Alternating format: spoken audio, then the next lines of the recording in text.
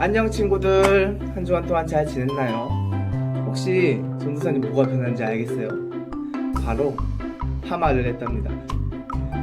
이제 곧 있으면은 대면 예배가 시작되고 이제 친구들을 보기 때문에 우리 친구들한테 잘 보이기 위해서 파마를 했어요. 인생 살면서 두 번 해봤는데 26년 살면서 잘 어울리는지 모르겠네요. 예쁘게 봐줬으면 좋겠어요. 또 전도사님처럼 이렇게 우리 친구들이 변해 있진 않을까 걱정도 되고, 전도사님이 눈썰미가 좋지 않아가지고 우리 전도사님의 약속 하나에 너무 변해 있지 않기를. 알겠죠? 그러면은 오늘도 예배를 드리러 한번 가볼까요? 뿅! 신앙 고백을 할게요. 성경책 맨 앞쪽에도 있고 그리고 화면에도 이렇게 있으니까 우리 다 같이 사도신경으로 신앙 고백하겠습니다.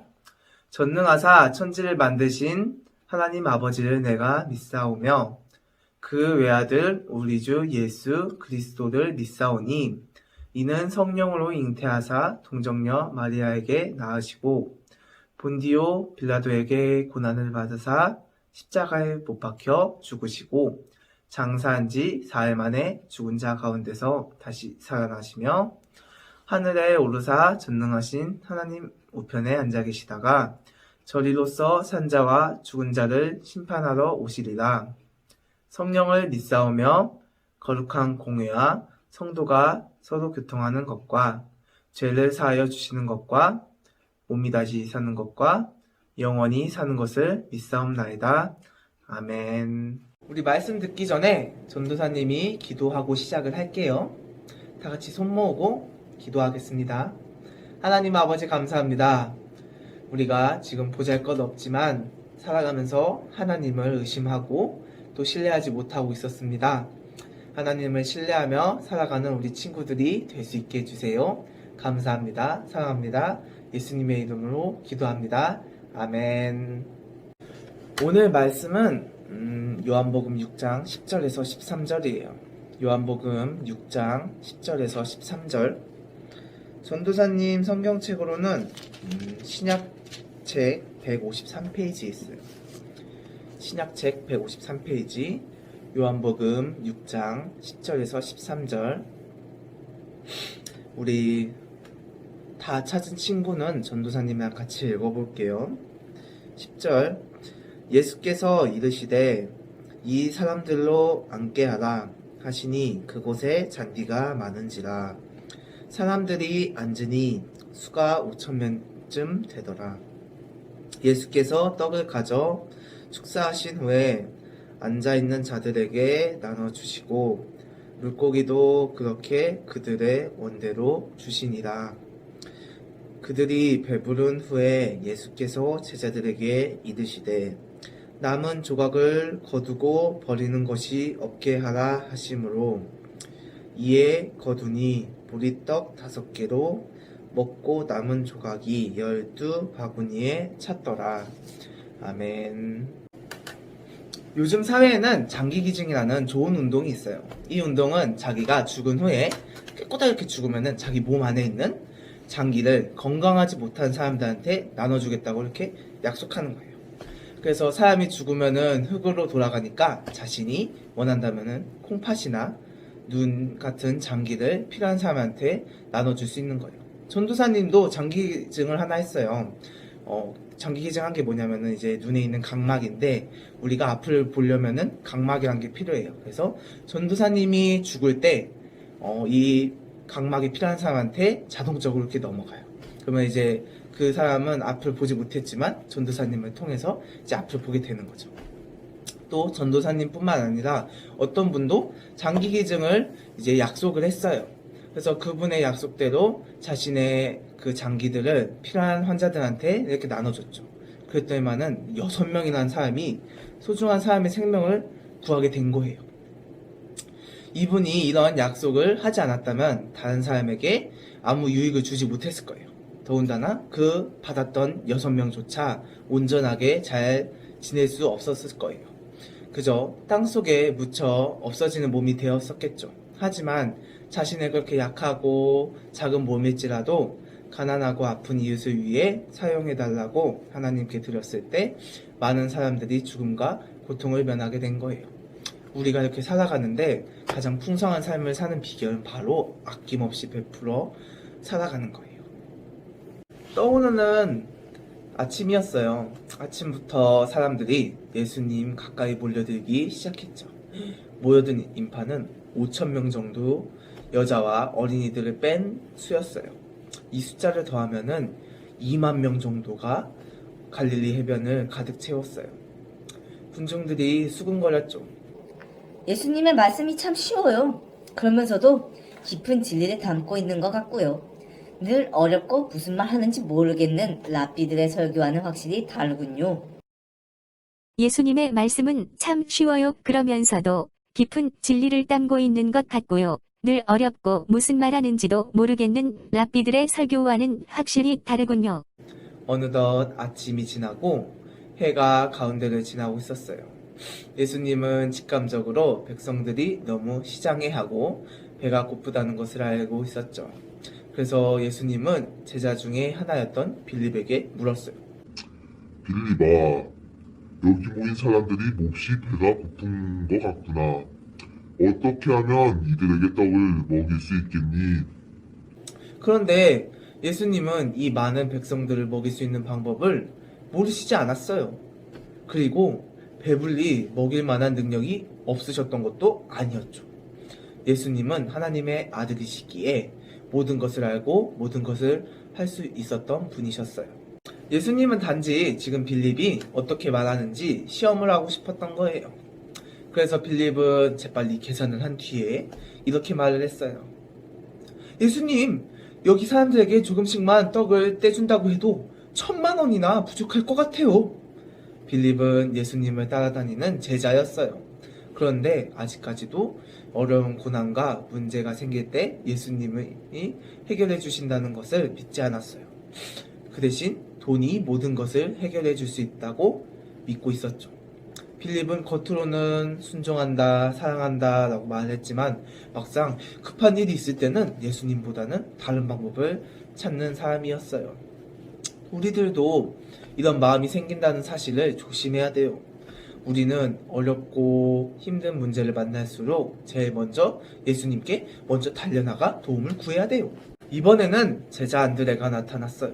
그런데 안드레는 혼자 온 것이 아니라 도시락을 가진 소년을 데리고 왔네요. 그리고 말을 했죠. 예수님, 오늘 모은 백성들 중에 음식을 가져온 사람은 이 아이 하나뿐입니다. 물고기 2마리와 보리떡 5개 뿐입니다. 근데 이것을 뭘 할 수 있겠어요? 안드레의 말을 들어보니 이상한 걸 눈치챈 친구가 있을까요? 안드레는 예수님을 향해 겨우 이 정도 가지고 뭘 할 수 있어요? 라는 말을 했어요. 이것은 예수님도 어떻게 하실 수 없다는 식의 빈정거림의 말투죠. 우리말로 따지면은 비꼬는 듯한 말투예요. 네가 뭘 할 수 있어? 이런 식의 말투죠. 예수님은 하나님의 아들이에요. 그래서 못할 것이 없는 분이죠. 혹시 저와 우리 친구들은 예수님의 능력을 작게 생각한 적은 없나요? 우리는 어려움이 생겼을 때 빌립처럼 자신의 힘으로 문제를 해결하려고만 해요. 또 안드레처럼 예수님의 능력을 작게 생각하고 있죠. 근데 다음 나오는 이야기 주인공은 작은 것이라도 본받으면서 아낌없이 드리는 친구예요. 갈릴리에 한 소년이 살고 있었어요. 그 소년은 아침에 일찍 일어나서 어머니가 준비해 주신 도시락을 받았어요. 어서 일어나렴. 오늘이 바로 네가 그렇게 애타게 기다리던 예수님께서 우리 갈릴리 해변에 오시는 날이잖니? 엄마가 일찍 일어나 도시락을 준비했단다. 예수님 말씀을 들으면서 맛있게 먹고 오렴. 소년은 집을 나오면서 도시락을 살짝 열어봤어요. 도시락 안에는 물고기 2마리랑 보리떡 5개였지만 넉넉하지 않는 형편에 준비해주신 엄마의 사랑에 가슴이 뭉클했답니다. 예수님의 설교는 소문대로 정말 재밌었어요. 시간이 어떻게 흘러가는지도 모르고 듣고 있었는데 어느덧 점심시간이 되었어요. 주변에 보니 모든 사람들이 굶주림에 지쳐하면서도 예수님의 말씀을 열심히 듣고 있었던 거예요. 그런데 그 듣고 있던 사람들 모두 가난했기 때문에 도시락을 싸온 사람이 아무도 없었어요. 그런데 바로 그때 예수님의 제자들의 목소리가 들려왔어요. 먹을 양식을 가지고 온 사람은 앞으로 좀 가지고 나와 주십시오. 소년은 순간 망설였어요. 엄마는 나 혼자 먹을 수 있는 양만 싸주신 건데 이 작고 초라한 음식이 과연 얼마나 도움이 될까라는 생각이 떠올랐죠. 소년은 예수님이 적은 것이라도 필요하다고 하셨으니 기쁜 마음으로 예수님께 나왔어요. 그리고 자신의 손에 가진 물고기 2마리와 그리고 보리떡 5개를 예수님께 드렸죠. 적고 초라했지만 자신이 지금 가지고 있는 전부를 예수님께 드린 거예요. 전도사님이 저 어린애였으면은 조금이라도 먹고 드리거나 아니면은 안 드렸을 수도 있었을 것 같아요. 왜냐하면 형편도 좋지 않고 오랜만에 먹는 음식이었는데 많은 사람들한테 주는 것 자체가 힘들고 꺼릴 수도 있었을 것 같아요. 그래서 예수님은 그 음식을 받고 다정하게 고맙다고 말씀하셨어요. 그리고 그 받은 음식을 2손을 이렇게 높이 올리면서 기도를 했어요. 기도를 하신 후에는 사람들에게 그 떡을 이렇게 나눠주었어요. 그런데 이게 무슨 일일까요? 사람들에게 떡과 생선을 나눠줄수록 그 떡과 생선은 줄지가 않고 늘어나는 거 아니겠어요? 결과가 어떻게 되었을까요? 놀라지 마요. 모든 사람들이 이렇게 배부르게 먹고 12광줄이나 남는 기적이 일어났어요. 그날 온 백성들이 즐거워하고 감사하는 찬양의 함성이 갈릴리 온 해변에 가득 찼어요.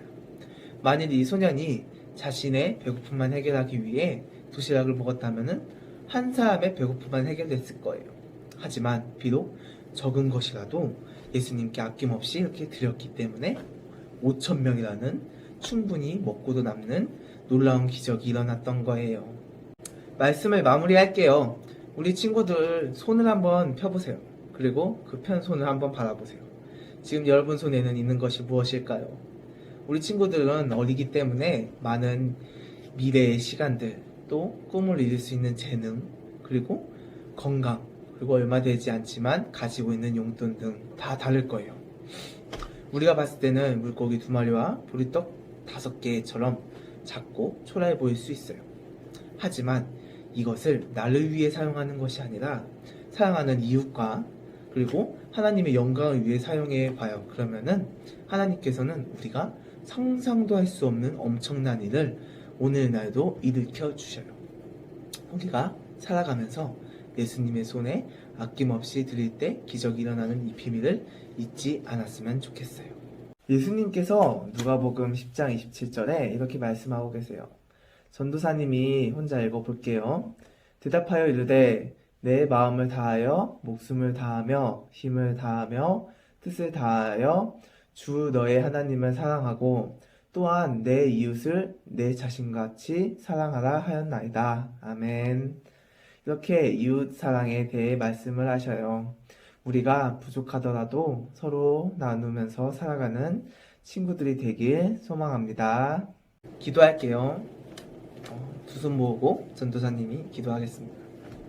하나님 아버지 감사합니다. 오늘도 예배를 드릴 수 있게 해주심에 감사합니다. 하나님 오늘 우리가 하나님의 능력을 가볍게 여기고 하나님을 믿지 않고 다른 것을 믿었습니다. 하나님을 더욱더 믿고 적은 것이라도 주님께 드릴 수 있는 친구들이 될 수 있게 해주세요. 감사합니다. 사랑합니다. 예수님의 이름으로 기도합니다. 아멘. 우리 다 같이 주기도문으로 예배를 마무리할게요. 하늘에 계신 우리 아버지여, 이름이 거룩히 여김을 받으시오며 나라가 임하옵시며 뜻이 하늘에서 이루어진 것 같이 땅에서도 이루어지이다.